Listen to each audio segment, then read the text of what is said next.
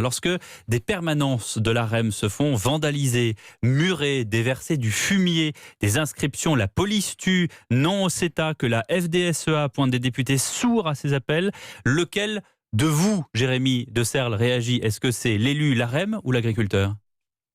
Je pense qu'il faut que ce soit les deux déjà.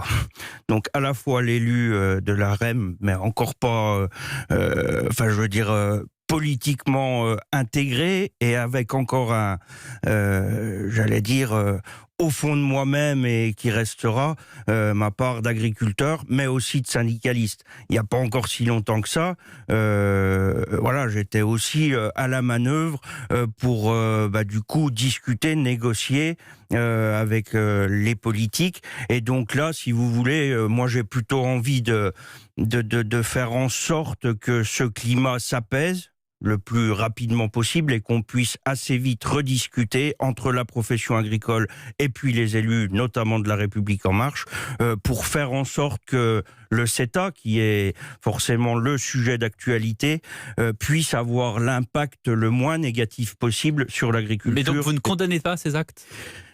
Je pense déjà qu'il faut faire une différence, vous avez parlé de vandalisme tout à l'heure, Ouais. entre le vandalisme et puis quelques tonnes de fumier et puis des parpaings qui sont juste empilés devant une permanence. C'est-à-dire qu'on a muré la permanence. Oui, on a muré la permanence, mais les parpaings, ils s'enlèvent vite. Le ciment, il prend pas aussi vite qu'on peut le penser. Attendez, Jérémy de Serles, on a muré avec des parpaings et du ciment une permanence l'AREM. Oui, c'est grave.